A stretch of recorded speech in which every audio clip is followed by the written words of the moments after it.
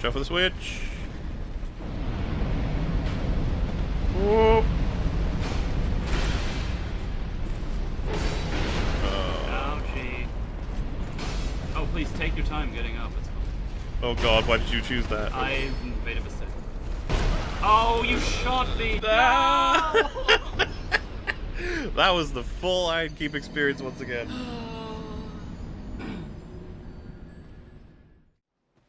Welcome back! Recently MauLer streamed Dark Souls 2, so I just had to take a look. For more context, please watch the previous 2-hour video where I show in detail just how uninformed or misleading a lot of his arguments are. Dark Souls 1's whole difficulty is kind of revolving around the balancing of Estus, and this game just ruined all of that.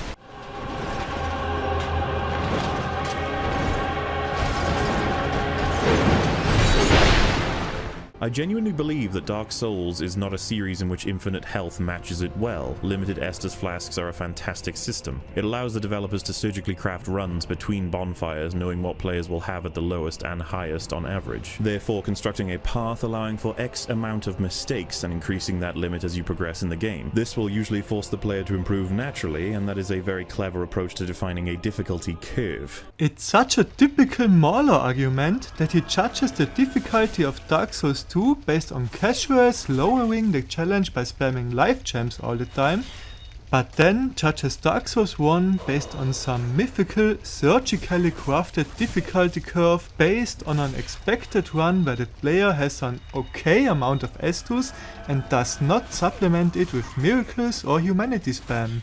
I also like how his example of a surgically crafted run is just mindless enemy spam that has much less thought put into it than any encounter in DS2. They weren't carefully calculating how much HP, defense and Estus an average player will have at this point in the game. They just shoved a dozen hollows into this room and called it a day. This, however, doesn't work for everyone, and people like my friend Jack would more than likely prefer infinite healing, which would mean removing any semblance of meaning from the healing system in general. You can argue objectively that Estus restriction creates a challenge, and that is a widely accepted reason for why we play the Soulsborne series as gamers. You cannot argue the same principle with infinite health. The challenge in the Souls games has always been mostly self-imposed, as you can always decide to massively lower the challenge by increasing your health and defenses to absurd levels. If players that seek a challenge already ignore ranged attacks, shields, heavy armor and miracles or humanity as healing resources, why is it now somehow a problem that these same players should not spam life gems all the time? You cannot convince me DS1's healing is worse than DS2's. Well, DS1's healing cracked it, man. Mm-hmm. But the cracking of it was more so to do with, I would say, building the game around knowing how much health everyone has when playing it at all times, and what is typical. You can obviously get more, and you can use humanities, which I still think is a way better balancing system than what they have here. I quite like the idea that you can use humanities to heal. In here? Yeah, humanities are obviously a much better healing item than life gems, simply because they showed up in DS1. They are less balanced as they heal your full HP and are more annoying to farm. Life gems are a straight improvement, but they are objectively worse because they showed up in DS2. Then the last blow data was in a position where approaching from either direction would have almost exactly the same result in terms of engagement. I almost ran low on Estus as well, but it was okay because I had humanities to guarantee the push through despite this being on New Game Plus. And, oh dear, my apologies. I never understood the argument that the limited Estus in Dark Souls 1 led to surgically crafted challenges when you could play with as little as 5 Estus or with more healing than you will ever need. But now, let me move on to some more claims about H-Bomberguy's arguments about attrition. I think old Yharnam is a great example of attrition in an area of Bloodborne. Trying to understand and control that area is tough for new players. This is a basic level of learning that will occur naturally and actively depending on the player's engagement with the game. It is interesting to me because he believes that life gems answer this question. Life gems give you the health that you need to push through. But let me ask you a question. What can we do to make something strictly easier for the player in Dark Souls? We can limit the health of the enemy, we can limit the damage of the enemy, we can limit the amount of enemies, we can limit the abilities or the speed of enemies, we can increase the player damage, player speed, player stamina, or we could increase the player's health pool. All of these things will allow the player to approach the scenario with more ease. They will reduce the challenge, if you will. And what did he say about that? The game would be fundamentally different, less challenging, and less fun as a result. Decreasing the challenge will make Soulsborne games less fun. Increasing the player's health pool and reducing the challenge will make the game more fun. I don't even agree with either sides of this contradiction, by the way. They are both nonsense and subjective in terms of how much fun you're going to have. I'm still not sure if he staged this gank to show how strong Lifegems are, or if this is just regular MauLer gameplay footage. But that's beside the point. Did H-Bomber Guy really make contradictory statements here? Let us take a closer look. The reason Souls games are difficult in the first place is because of the way damage works in the games. If everything was the same, but all attacks did a half or a quarter the damage they do, the game would be fundamentally different, less challenging, and less fun as a result. Things wouldn't be as weighty because the damage wasn't as important, and dodging wouldn't feel as necessary, and so on. This statement is about how fast you can die in an individual fight. H-Bomber Guy considers the risk of dying after failing to dodge 2 or 3 attacks in a row to be a good type of challenge, and that it would be less fun if you could survive a lot more attacks. This is not contradictory with the following statement. You see, attrition isn't necessarily a fun kind of challenge. It can create a nice feeling and a risk that you'll be worn down too far to make it anywhere. But you know what isn't fun? Knowing you're definitely fucked, because you'll most likely lose the remaining health you have before you get anywhere new. Knowing you're at the limit your healing can possibly take you with your abilities and you're just not good enough, and you're gonna have to keep playing this area over and over, or go farming and level up or something. By bringing back theoretically infinite health, but making it heal very slowly, the creators have introduced a way to get around this annoyance without making the player feel totally invincible. The way MauLer oversimplified these two statements to make them sound contradictory really sounds like he made a strawman argument. Decreasing the challenge will make Soulsborne games less fun. Increasing the player's health pool and reducing the challenge will make the game more fun. I don't even agree with either sides of this contradiction, by the way. They are both nonsense. There is no contradiction here. H-Bomber Guy simply enjoys one kind of challenge, but does not enjoy a completely different kind of challenge. There is barely any challenge left within it, aside from landing the heal, which you have already contradictively stated is both not the fun part and the cool and smart part. Once again, it only sounds like a contradiction if you remove all the context that H-Bomber Guy added. However, you're still left basically prone while you do it, and it still takes just long enough that getting killed while trying to heal is an annoying and common possibility. This is not contradictory to the following statements about the tactical uses that make Lifegems cool and smart. Ironically, by being even more slow and deliberate, it further disencourages the thing that causes annoyance when it doesn't work, dying while trying to heal. By bringing back theoretically infinite health, but making it heal very slowly, the creators have introduced a way to get around this annoyance without making the player feel totally invincible. They also have tactical uses. Since they take a while to use and are slow, they're risky to use in fights, but if you're good at not immediately dying, they still heal you. So you can run out of Estus and still have access to a source of healing that requires some skill to use effectively, which is kind of cool and smart. They're also useful for if you expect to take damage, but don't think you'll be able to stop and heal later. In some boss fights, using a gem when you get the chance, and then attacking means you'll get some health back, even if you get hit a bit later. This is frankly a welcome addition. Yeah, once again, the contradictions MauLer sees are just strawman arguments. Lifegems are fun and tactical to use, Bloodborne is better than them both, and that's about it. The explanation amounts to how much fun you will have. There is little mention of a coherent or objective argument. There have been many strong contradictions, and that is for 7 minutes and 48 seconds of his 80-minute video. As I've shown, those strong contradictions are actually just MauLer ignoring what H-Bomber Guy's actual arguments are and falsely claiming that it's a contradiction to enjoy the challenge of dodging attacks but not liking the challenge of attrition. It only seems like a contradiction if you strawman his argument to be that he likes all challenges regardless of their nature. This section ends with the assessment that Dark Souls 2 is behind Bloodborne in the best healing systems, and that's pretty good. That's a strange opinion to reach after the evidence and arguments presented, considering that you will unlock the ability to access infinite life gems in Dark Souls 2 after you kill the last giant and speak to a vendor. I also like how MauLer complains that H-Bomber didn't bring up coherent or objective arguments and that he reached a false conclusion when H-Bomber is clearly talking about his own personal preferences and that the conclusion he reached is how the games made him feel. He described the life gems as a tactical choice during battles, but this would obviously apply to Estus as well. Here he was talking about the slower healing in Dark Souls 2 in general, which would obviously apply to Estus as well. He is more concerned with presenting H-Bomber as wrong, rather than making good arguments himself. And there we have it. It is clear which game has the system behind it cultivating the path forward in terms of difficulty. The system that will funnel the player into adversity and challenge consistently and account for how much health they will have at the time. A fragile glass cannon build with 5 Estus will die so much quicker than a tanky build with 20 Estus. The range of attacks a player can survive at any point in the game is so massive in Dark Souls 1 that I really do not see how they could have surgically crafted a consistent challenge that accounts for the amount of health a player has at any time. But, as we've all seen in several of my previous videos, MauLer just does not like that the challenges in Dark Souls 2 require more skill than just holding the run button to greedily pick up every item you see without paying any attention to your surroundings.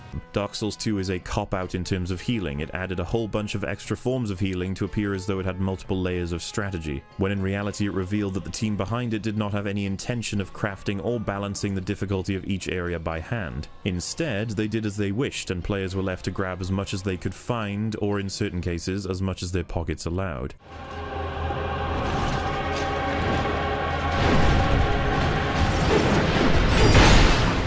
This is obviously because it is classically used as an example of spam, and there's nothing wrong with accepting that it is a spam area. They literally stuffed it head to toe with many enemies of all differing abilities. All that essentially creates is an absolute that is horrendous to play through because of how much luck you require to beat it. As I've shown extensively in previous videos, whenever he complains about poorly crafted encounters and unfair enemy spam, it's actually just because he always just tries to run through new areas and then blames the game for not just allowing him to skip all the content.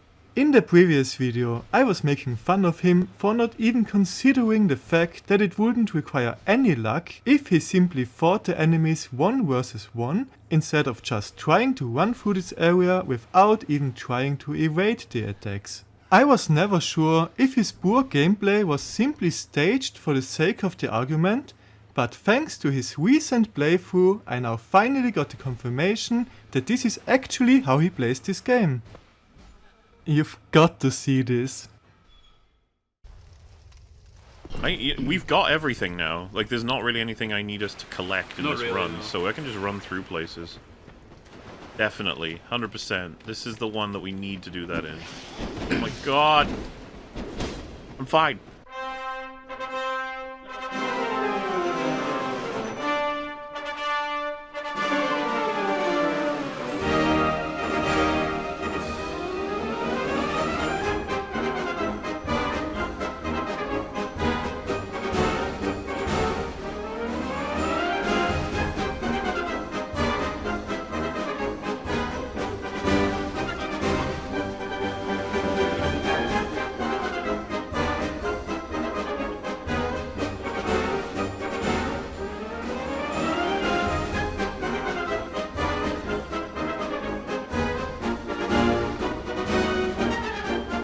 That gameplay is just pure comedy gold. Shrine of Amana makes it pretty obvious that you aren't supposed to just run through it, but they just try over and over until they get lucky enough to manage to get through. It's really nice of them to show that this is how people that hate this game actually play. They just try to brute force their way through areas instead of trying to learn, adapt and overcome a challenge. I can totally see why they feel that the game is unfair, when their approach of overcoming challenges is just trying to get lucky instead of honing their skills and mastering the encounters. It's all going to shit. Oh man. Why is there another one already? Just ass. Is the challenge here to try and open that door before they tag you? Like, is that how you speedrun this, quote unquote? I guess. What? Okay. This is cancer. Cancer, cancer, cancer. I was really looking forward to see just how poorly they will approach this encounter that punishes casuals that just want to run through new areas and highly rewards observant and creative players. I was not surprised to see them do exactly what I expected them to do. Oh, another guy joined in. Yeah, this is. I remember this place now. I remember this it thing too. is absolute cancer. When you pulled it, it went like that. Yeah. Like, it was almost going down. This is probably the most unfairly judged encounter because bad players do not pay any attention to what the game is trying to tell them and just kill those friendly barrel holders. But to my surprise, MauLer's friend actually realized that there is an obvious strategy that doesn't involve just trying to open the lever without dealing with the enemies. Good job!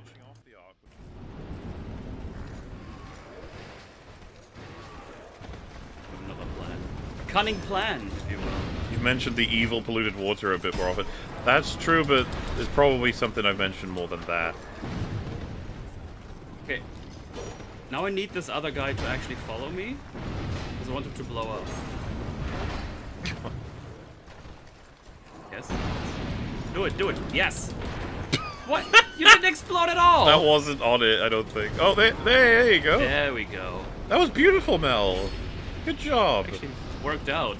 I never attacked those little guys, so it seems like this could be a new viable strategy. I prefer my less hectic way, so let's go back on topic by looking at something that's not a good strategy. Let's open with the idea that there is indeed spam in this game. You've probably been convinced by the footage in the background. I wonder how long before we could try and speedrun the bosses, you know? God. That one moment has just reminded me of this whole area. Like, which is just Dark Souls 2, man. Every area is just like, oh, it's this area. It's like, oh, this one.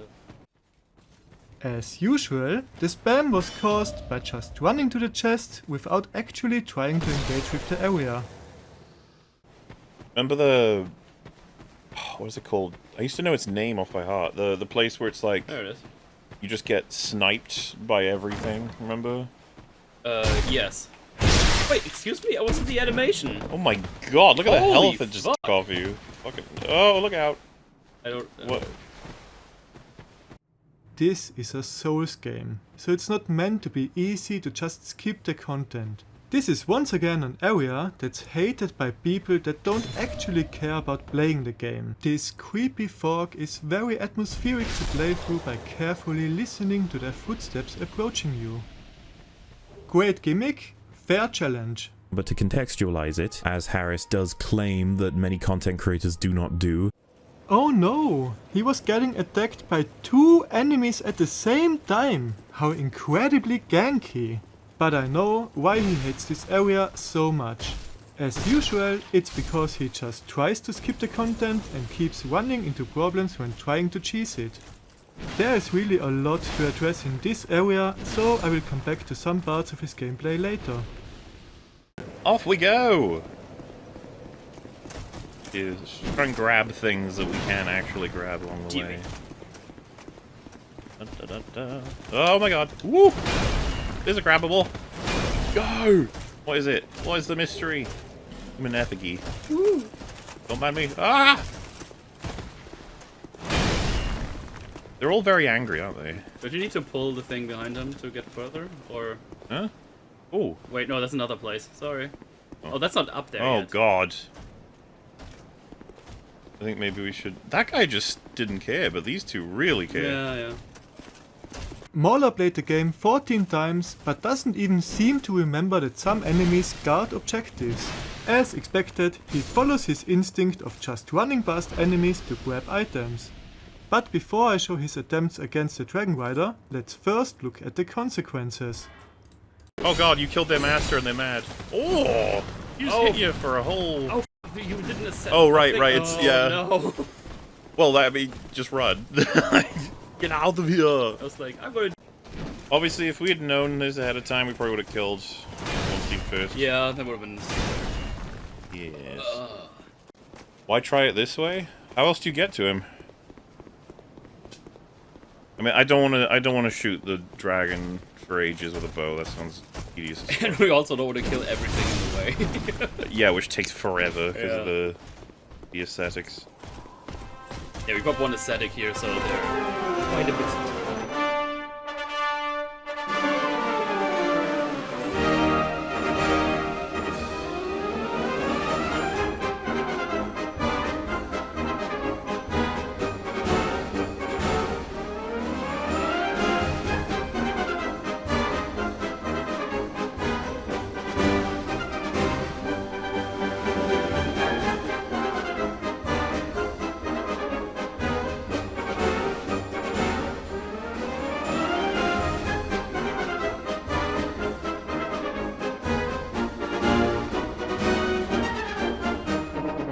I didn't even show all his attempts. MauLer strikes me as the kind of person that gets stuck at the tree sentinel instead of realizing that he should come back once he is strong enough to actually beat this challenge. But as usual, he isn't even trying to actually play fair and gets punished for just running through new areas. This is a series of encounters that naturally, with the fault of the player being full or null, play out to force you into fights with enemies from 3 to 15 in number, and vary completely in abilities. This, combined with several other fundamentals that we shall be getting to, enhance the levels of absolute incompetency when it comes to trying to craft a challenge. Please stop spamming me. In his critique, he always presented this learning opportunity as unfair enemy spam, even though he himself caused the spam by just playing like a complete beginner. He still doesn't realize that this encounter in the first real area is simply meant to teach players that they shouldn't greedily run around to pick up every item without fighting any enemies, but it was nice to see that he actually managed not to get himself spammed for once.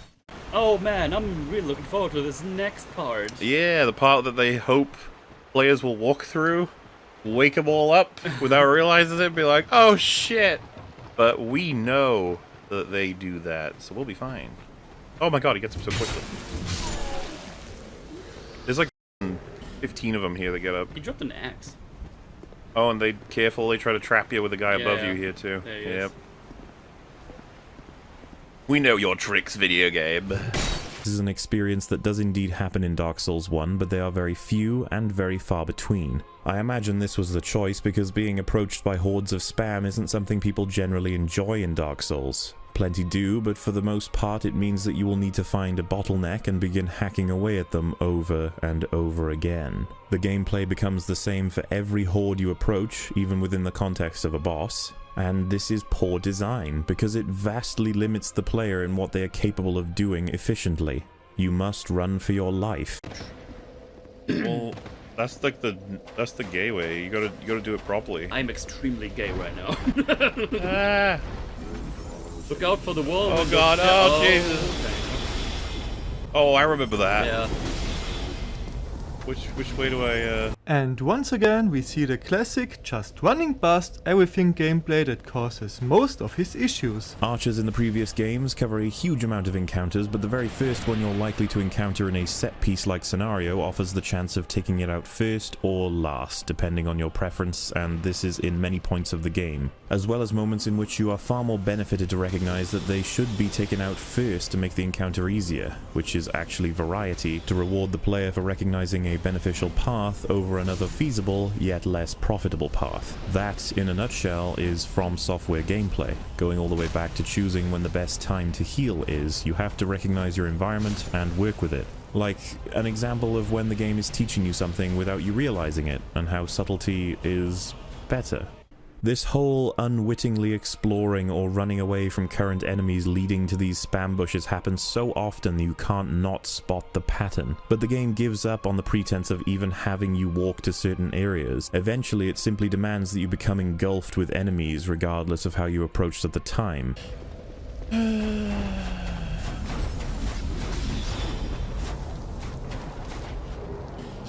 Ow. Ow!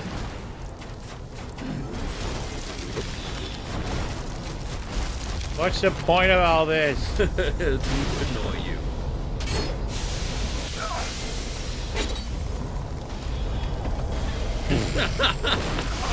Let me in there!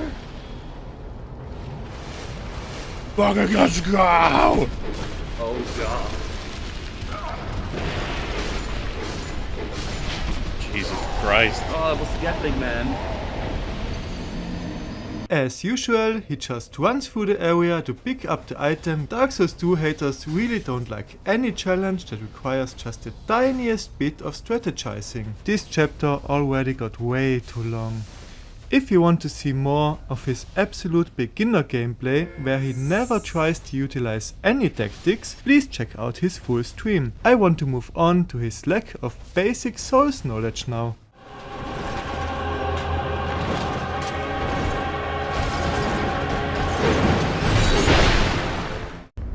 Just not particularly interested. Attack. Why are you killing anything? What's the point? Stupid stuff. None of these guys will be your friend. The whole gimmick of this area is that you are supposed to engage in the honorful duels to earn the respect of the little dragon knights. As usual, they make it much harder by just trying to speedrun through new areas instead of just fighting the way through them. What is Duke Seldora? Oh, that's that guy. Chat, what is Duke Seldora? Is that something we've done? Because basically this list has the bosses. If I beat this guy up, they just stop attacking me. Do they?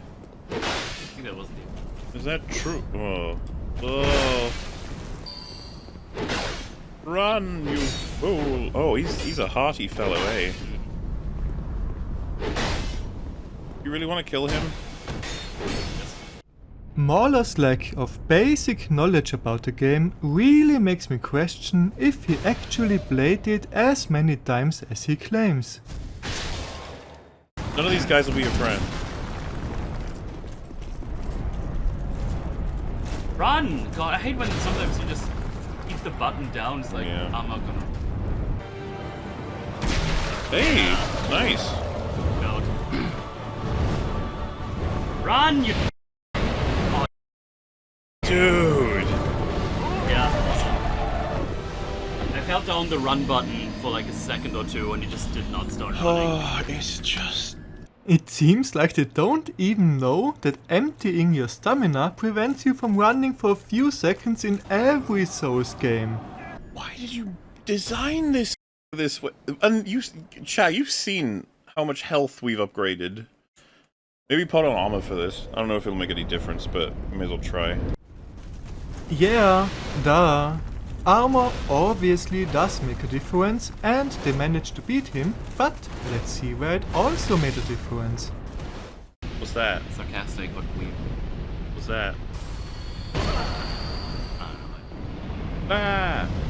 I don't Wait, know. what? I don't know what they did. Wait, but... am I allowed to pick up the... so that's an insta-kill no matter what, then? You have to turn it off.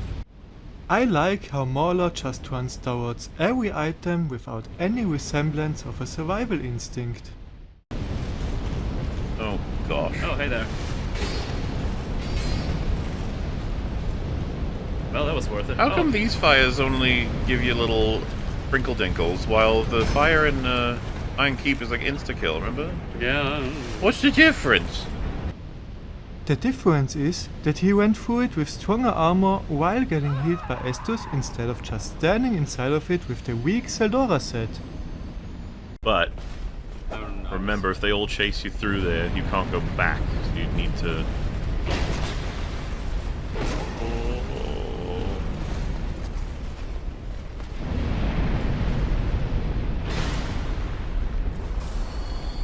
Oh, one of them killed themselves, I saw it. Oh, that was...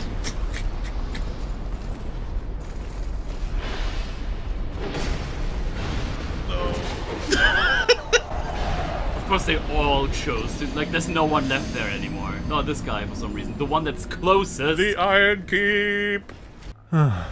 I don't even want to address the fact that they are once again just trying to run through a new area instead of just fighting their way through it once to get to the next bonfire. MauLer considers this to be the normal Iron Keep experience because he never considered that he should learn from his mistakes. What I do want to address is that Metal complained that the archer did not chase after him for some reason. This reminded me of all the instances in MauLer's critique where he complains about enemies dropping their aggro randomly for no reason at all.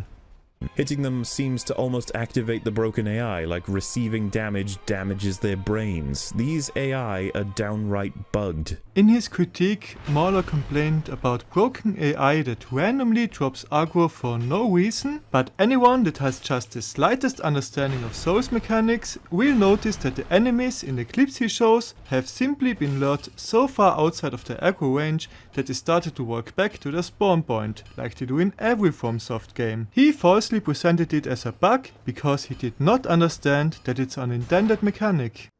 It's once again really telling that he couldn't even be bothered to defeat this non-respawning enemy, and it's also really telling that MauLer did not even realize that his aggro range is simply set very low in this direction to prevent him from running into the boss arena.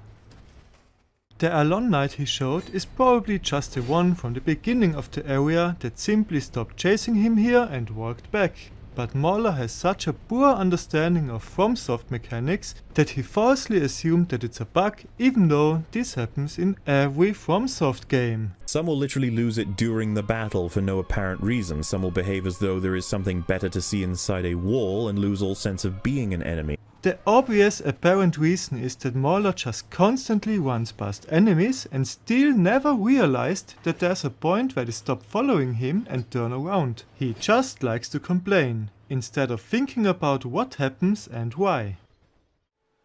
Sure, running into the wall a bit looks janky, but it's not like this isn't just as common in other FromSoft titles.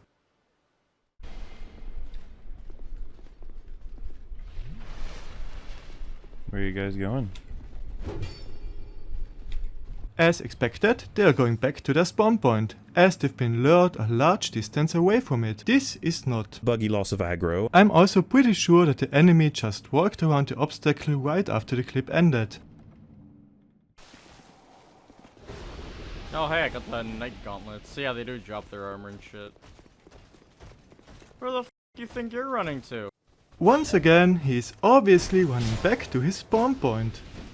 It's like he expects his target audience to be completely clueless about Souls games. Or worse, you've literally dealt damage to them and they simply de-aggro out of confusion. And for some weird reason, one enemy being aggroed doesn't alert others to your presence. In fact, they can get in each other's way. The store straight sword, they pretty much just one-shot her. Look at this! Him.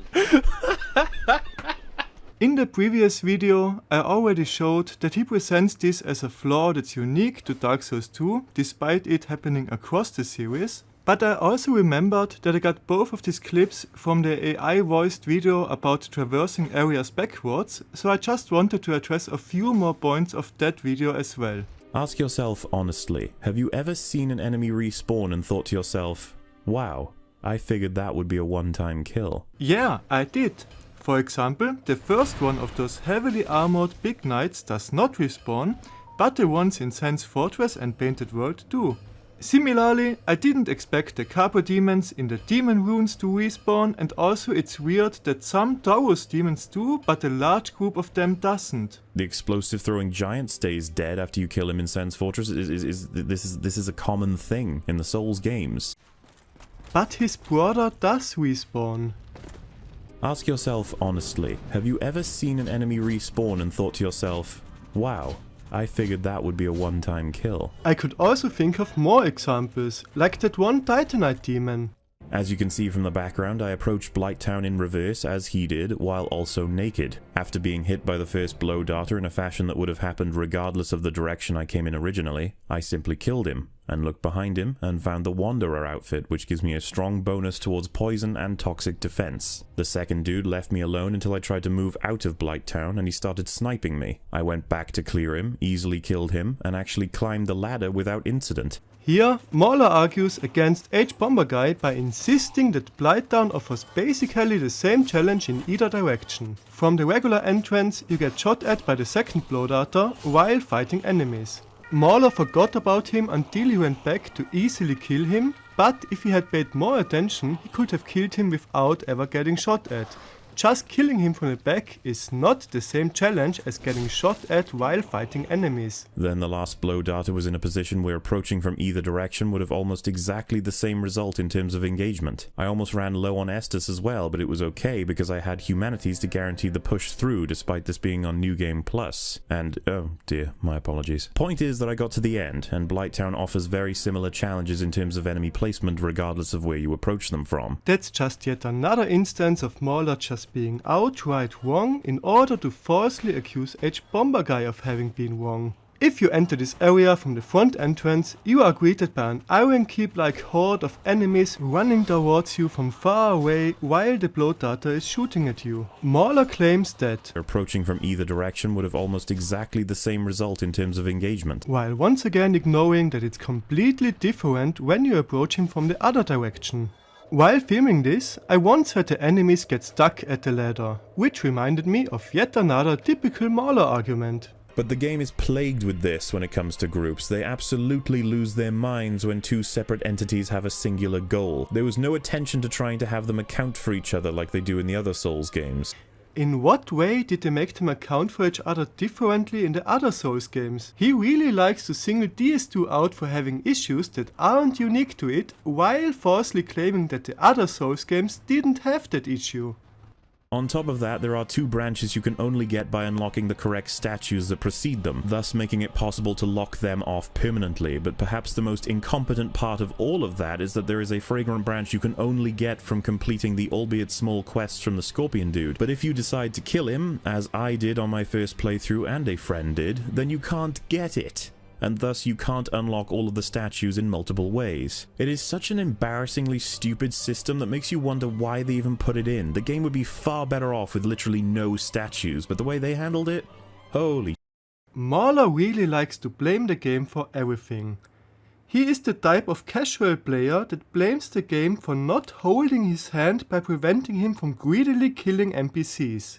I mean, part of what I find fascinating about From games, but Dark Souls 2 in particular, is that players will tell themselves it was always their fault, no matter what.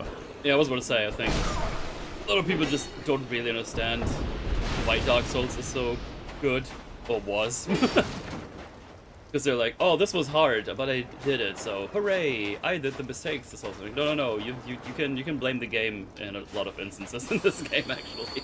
MauLer thinks like a casual and therefore provides game design advice that would only make the game appeal more to casuals that are afraid of making a mistake, and that aren't interested in the no hand-holding approach that made the Souls games popular. Just killing NPCs before you finish the quest is always a bad idea in any FromSoft game. But MauLer still blamed the game for locking him out of the quest reward. But the funniest thing about this whole complaint is that it isn't even true, as Dark Souls 2 introduced the gravestone mechanic that allows even players that make such bad decisions to finish this quest. You've defeated my better half.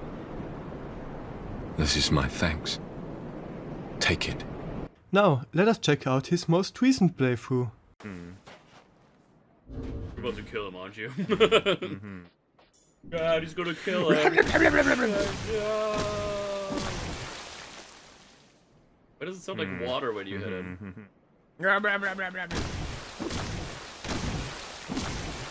Alright, you start with a handicap. Let's have a boss fight. Why'd you kill him? Because I wanted his stuff. This time he did the quest first, but I'm not even sure if that was on purpose. So one thing that's obvious is that he is a murder hobo. So let us now look at another example of an NPC that you shouldn't just kill. Ooh, not that.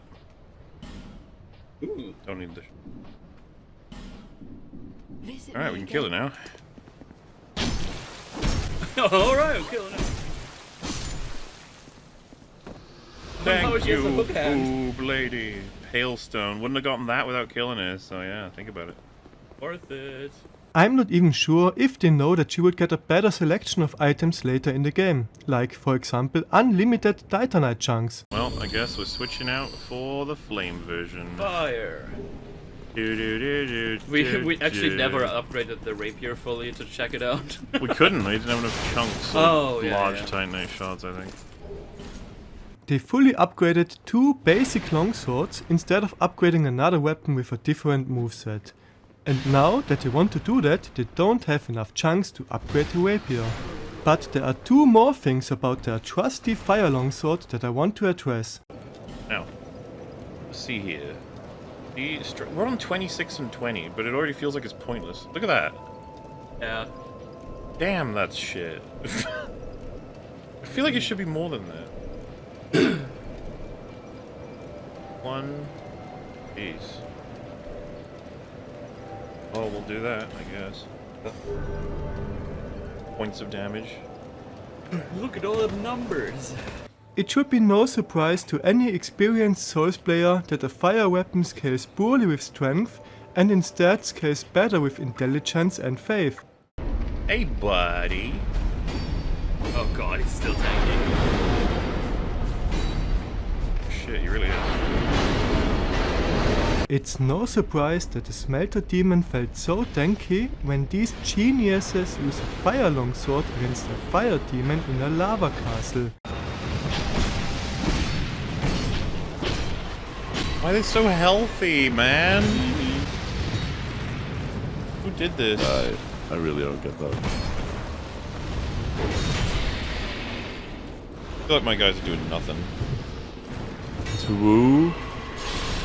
Yeah, maybe using a fire sword against heavily armored knights that have already been burned isn't the best idea. One aspect of the build variety in this game is that you get enough upgrade material to experiment around with more weapon and damage types. Oh shit.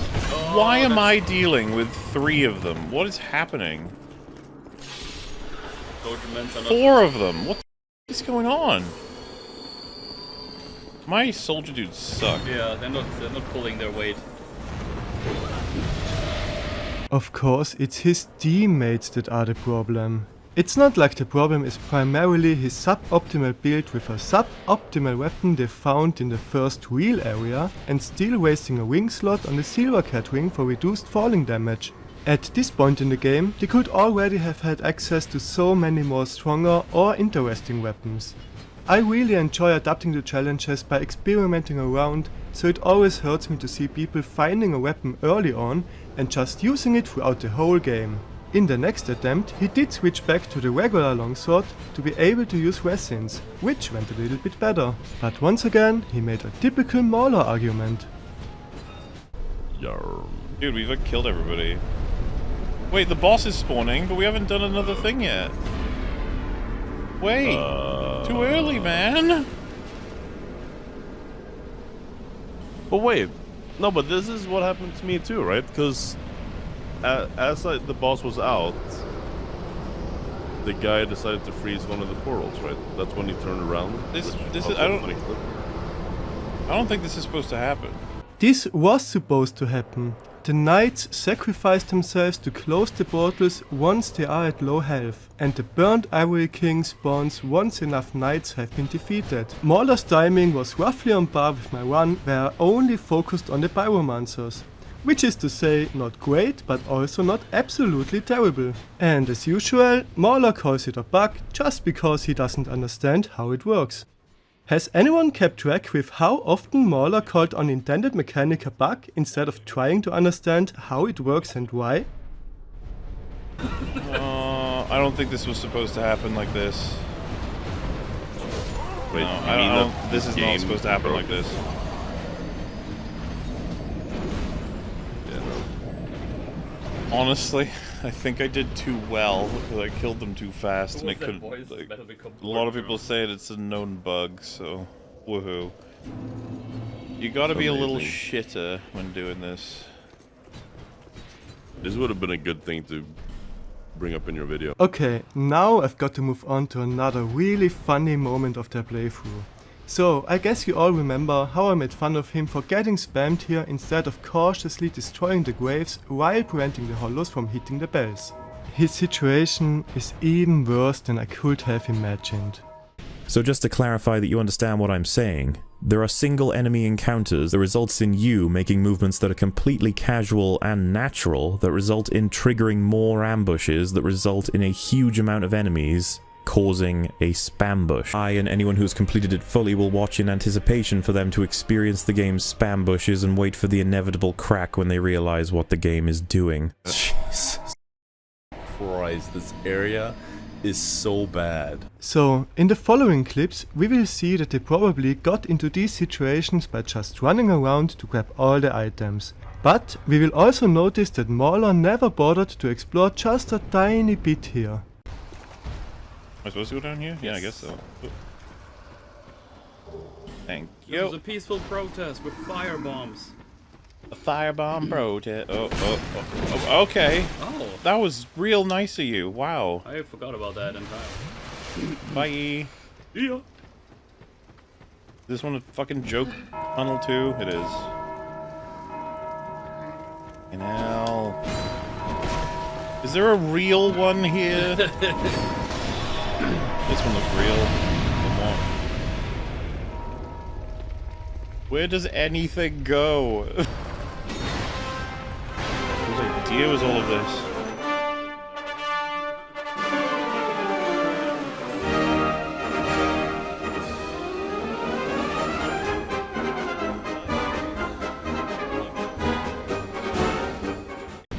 Well, there's another shortcut. Nope, I do not. Remember, he played the game 14 times. He should have remembered the shortcut, so I really suspect that he just never discovered it. You simply need to explore carefully, as is the mantra of the games themselves, and you will be rewarded in this world that they have cultivated directly for you. Should have listened to himself. Well, you don't need to search everything. You can kind of just do it. And I think, unlike the Ice DLC and the Poison DLC, there's no particular things you need to open, isn't there? You just keep going. Thanks. I could be wrong on that. I probably am. Yeah, you are. Okay, he doesn't seem to enjoy exploration all that much. So, let us take a look at how he views the DLCs. He lets slip that there is a gimmick in each of the DLC, and that is true. What it means is that each DLC has a method of lengthening the time that you spend there. Broom Tower forces the player to return back and forth throughout the tower once they find certain keys in order to complete each of the boss fights, and dissolve each of the statues with the smelter wedge. Had all the doors been unlocked from the get-go, the DLC would have been much shorter. It's not about artificially increasing the playtime. It would have been a lot less interesting if the machinery was running from the start. Shulver forces the player to make use of rising and falling platforms while navigating a maze with doors that open and close based on buttons in order to loop you all the way back around to the beginning and go through another maze in order to reach the double boss fight. Had the place not been filled with 100 possible paths and 97 dead ends from the get-go, the DLC may have been much shorter. Sure, let us just remove everything that made this area feel interesting and special. Just get rid of all the exploration to let MauLer sprint from boss to boss. Because that's apparently what Souls games are all about. Perhaps the most heinous example, however, is the remaining DLC, Ilium Lois. The gimmick here is to force the player to approach the entire land twice with a possibility for 3 times depending on your explorative skills. This is because they have arbitrary blocks up from the beginning. Had all of the exits been open from the get-go, the DLC would have been much shorter. He would really like to remove everything that's interesting about this game. And again, it would have been boring and not worth remembering. This one? Yeah, I think so. It looks familiar to me. Let me close the door on this guy. No, oh my god! Hey, fella. That mimic seems very obvious. I don't think that's the... Unless it changes when you melt the eyes. Yeah, I think it... Can they really the room is smaller than this. I think I'm remembering. Well, we got a... Oh, yeah, that's definitely a mimic. He was mid-jump when he got frozen. we gotta melt all this shit. Oh, you can't get in? Wait, is this their, like, clever, like, ooh, see, if you pay attention... Then you'll know that one's a mimic. It's very subtle. Sadly, they do not fall for this fun trap. But once again, we can see MauLer getting chased around by a horde of enemies. Because it's the first one is the one with the mimic. Remember which one it is? Furthest right, I think it was.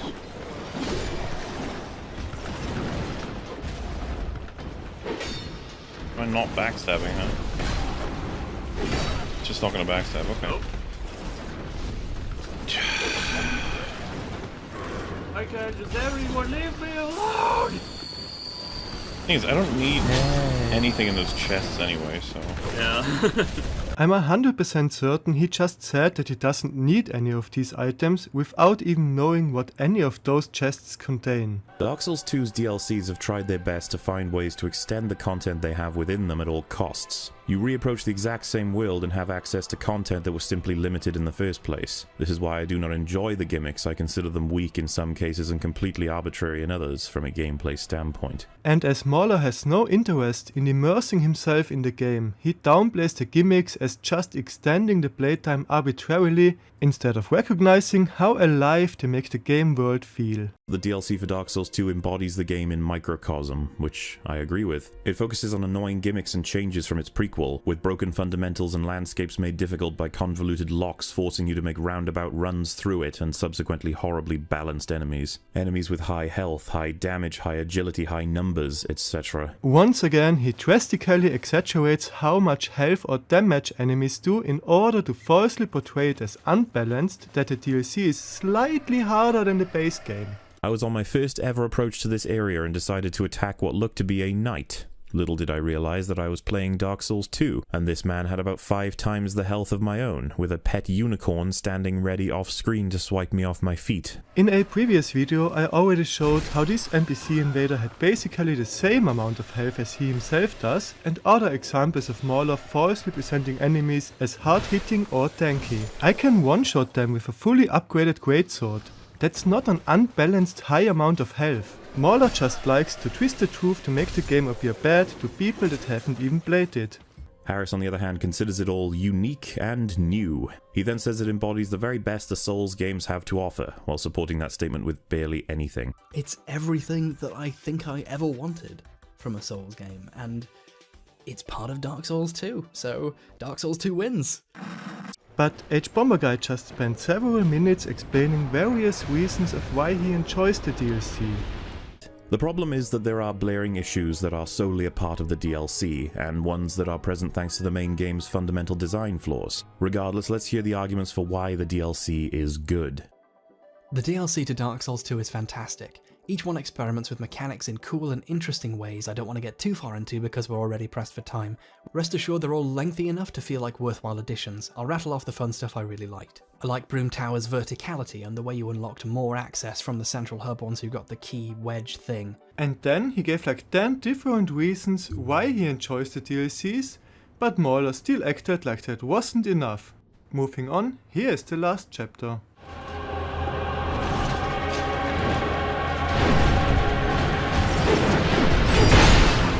But Dragon Rider has one key flaw that we all need to talk about.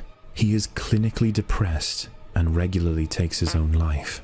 He is doomed in the land of Drang Lake to simply find ways to end his own existence, because it has become so painful. He is suffering and he needs help.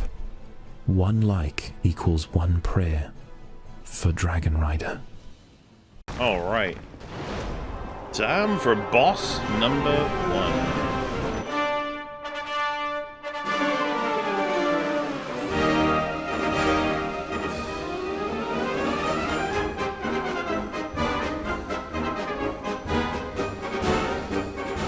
I may have died to Dragon Lord more than anyone in history. In his critique, he made fun of the so-called Dragon Lord for regularly falling off the arena. But in this playthrough, it took him several attempts to get him to do so. As usual, I just get the impression that he was massively exaggerating to portray the game as bad, instead of trying to make actually objective arguments. Seriously though, Dragon Rider has some of the most embarrassing AI in the history of the Souls games. His tracking will not allow him to catch up to you once you get behind him. It's like a turtle that's fallen over, and besides that, he kills himself regularly. Now, ask yourself honestly, is it in any way a problem that the potentially first boss allows players to strafe attacks? I'm not a fake Souls fan like MauLer, so I know that the Dragon Rider isn't especially bad when it comes to being able to be cheesed with circle strafing. This is far worse than the Adjudicator. I can't really over-exaggerate this.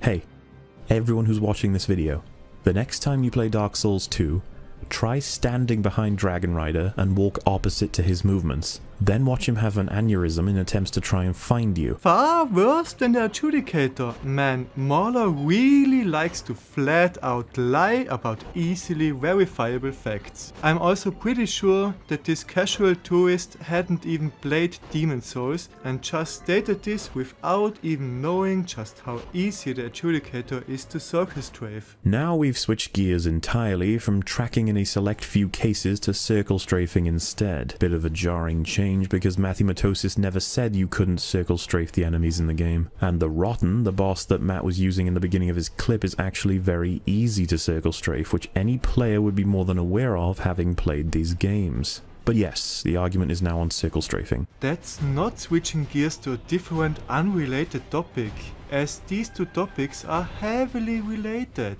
Like 2 minutes ago the topic was the tracking of the Adjudicator, and MauLer himself brought up circle strafing around the Dragon Rider. But of course, it's somehow a problem if H Bomber Guy does the same. He then says that nothing about the boss should be the model for other bosses, without providing any sense of a strong argument aside from its weak tracking. This is highly entertaining to me, as the tracking on several bosses in Dark Souls 2 is absolutely abhorrent, and potentially the worst in the series. MauLer also claims that the tracking of the Dragon Rider is far worse than that of the Adjudicator, so if he told me that the sky was blue, I would have to go out and check for myself if he was lying again. Circle strafing is a glaring flaw in Dark Souls 2 all the way to the bloody endgame boss. But more importantly, this little section here is very petty at the expense of Matt once again. And once again, MauLer tries to make it seem like an issue is much worse in Dark Souls 2, even though it was just as bad in DS1 and Demon Souls. As you have been seeing in the background both before and after Fortia humiliated Nashandra by walking, I have been performing circle strafing as a means of cutting straight through to an enemy, and Dark Souls 2 contains some of the most mongoloidic enemies in the series. Now that you're aware of this, please go back and enjoy all of the clips, because it's just gorgeous evidence. Evidence in its simplest form. A staggeringly large amount of enemies fall prey to circle strafing in Dark Souls 2. His clips are evidence that it exists in Dark Souls 2, but that is not evidence that it has the worst tracking and most M-worded enemies in the series. For many of the most popular bosses in DS1, you can cheese them by either circle strafing or even just getting very close to them. Dark Souls 2 isn't especially bad in this regard. MauLer is simply highly biased against that game and turns a blind eye to the same issues if they happen in other Souls games. Pictured Mathematosis cheesing a Black Knight in the first game because circle strafing wrecks them. And then pictured Mathematosis fighting an enemy that doesn't get cheesed by bullshit. This is hilariously wrong.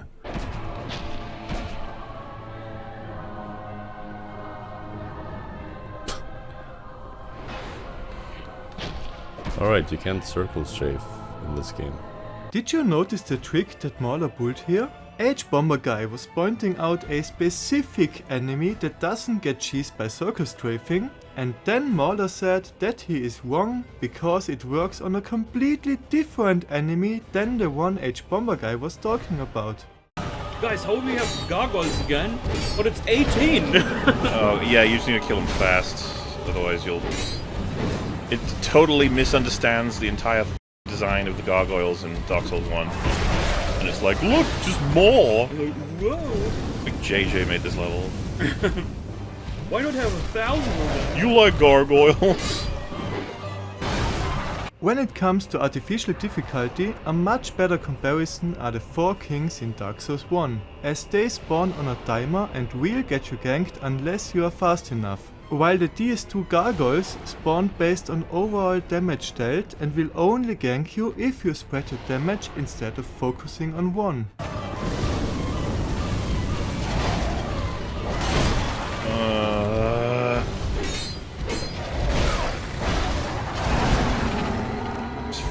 4 now.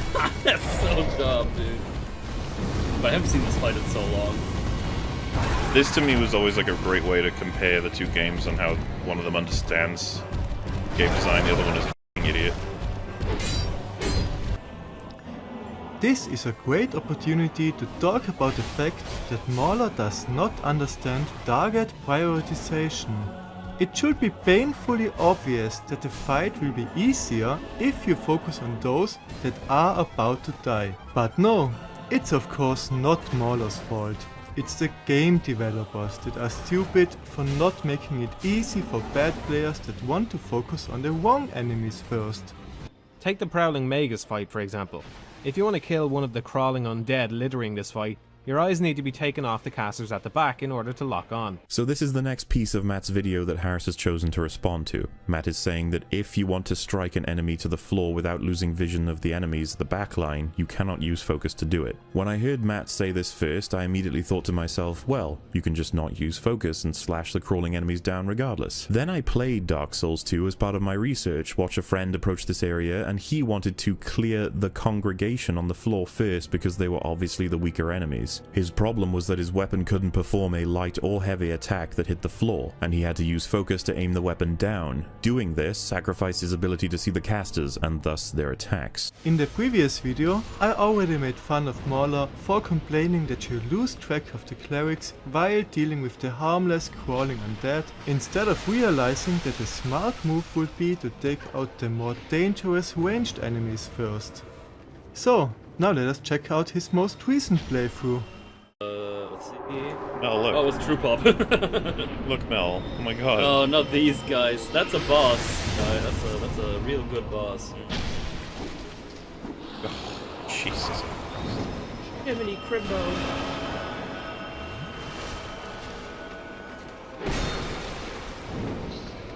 So embarrassing.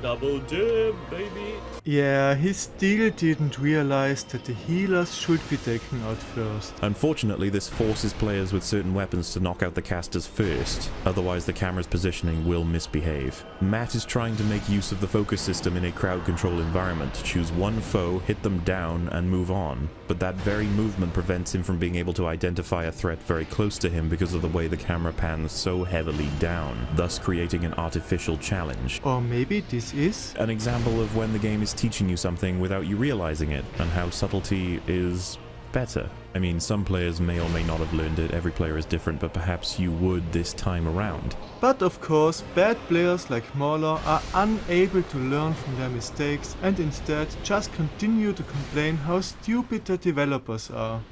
Uh-oh. Oh, is he healing? I don't know, these fuckers work. Just looking at this assortment of enemies, some people with no legs just crawling around. Absolutely cancerously, disgustingly designed thing of a boss. You don't deserve to design bosses if you design this. They don't deserve a health bar. A big one. No. Ugh, revolting. Get out of here. Congregation.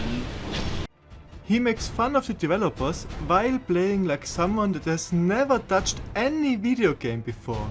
It's just so funny to see an adult being so blissfully unaware of their own mental limitations. The fights you've referenced can all be very much entertaining and engaging. Personally, I enjoyed them more so than other bosses in the whole game. I deemed them to be the best designed bosses, except for the first phase of Burnt Ivory King, but I find it odd that you didn't reference any of these fights. It's almost like you omit them on purpose. First we have the monotonous and easy fights like, I don't know, Throne Watcher and Defender? Yeah, I understand that you may be surprised I referenced them first in easy or monotonous boss listings, but you know me guys, I like me some evidence-based arguments. In his critique, MauLer argued that the Throne duo are objectively easy and monotonous. In this recent playthrough, they tried them after doing all the DLCs. So they were already overleveled and should have had an easy time with this objectively easy boss. This boss is too epic! Oh, you little rascal, I'm gonna get you. Wow, they gave more health to the man. What's that about?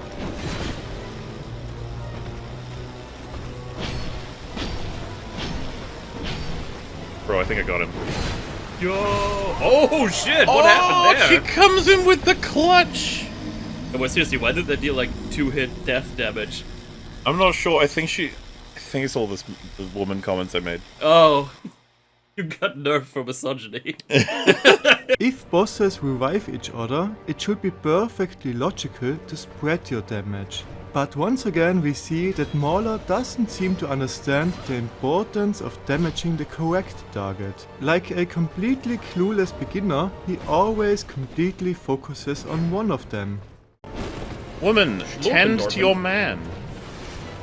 I swear, this is getting absurd. You have to help him. Look at him. He's crying. Oh man, he just saw TLJ. Look at him. Poor thing. Fringy's playthrough was Hey! great. Fringy doesn't even play games other than Mario Kart. You're a Oh, liar. we need to make him play DLs2. DLs2? Dark Souls 2. Maybe for the next Toady goal or something. Oh, shut up and stop living. Dude, that shield, that was cheating, and she knows it. If he would just let her live with a small percentage of her health, he could easily defeat her while she is reviving him, but that idea just never seems to cross his mind. He was overleveled and it still took him several attempts to beat this objectively easy boss. Like, that's the I don't know thing, if I you can't can. really put a finger on it, but bosses in this game just generally... Oh wait, she's doing something. I took off all of her health. This isn't some subjective experience. Thronewatcher and Defender are pitiful bosses, but they are usually approached as a first phase to a larger boss fight. And most don't pay a lot of attention to them when they consider the bosses of the game, when they really should. But they aren't alone in a list of incredibly monotonous and easygoing bosses. Dark Souls 2. You almost said Dark Souls, and you're like, wait a minute. There she goes. Oh. Damn it. Well now, how the tables have turned. In his critique, he made it seem like it's an evidence-based objective fact that you can easily defeat them while they are reviving each other, but without an overpowered build he repeatedly struggled to do so. But you know me, guys, I like me some evidence-based arguments. Yeah, the evidence suggests that MauLer is biased. But it gets weirder. The music's AI seems to be tied to the well-being of a boss. This thing is bizarre, and I guess you could only find it in Dark Souls 2, but when I stagger the Smelter Demon, listen to the music's reaction to it. Wow, that was a... What? What the fuck?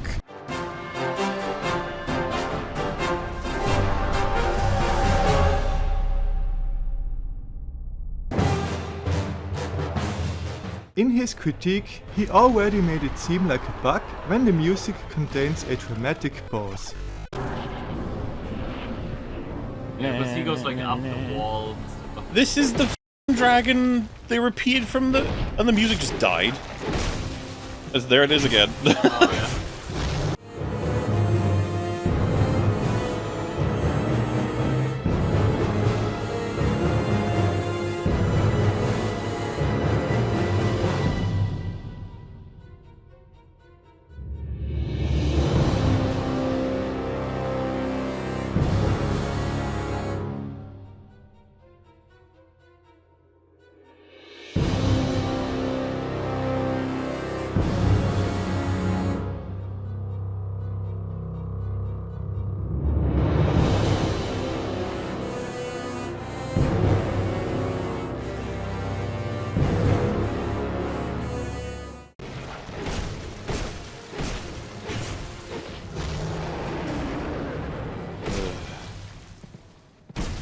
Music died again.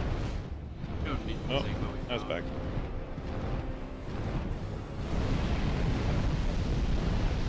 And it died again. Now it's back again. I don't know what's going on with that. Oh my god. He did it once again. He doesn't understand that music can be designed to have dramatic pauses, so he falsely assumes that it must be a bug in the game's sound engine. Oh, and of course, he was using the fire longsword against a Drake. Smart. There are still some other points I might address in the future, but that's it for this video. I hope you all had a fun time. Okay, you asshole. No, what are you? You left us aggro. It's just like, Oh, peace and f***s off. is that it, or do I have to go and reset? I think they don't come back, right? What a cunt. Such a struggle for nothing. I remember making fun of their stupid spawn limits, because it's not like I was cheating and running into some other area, you know? Ooh, God. Neat.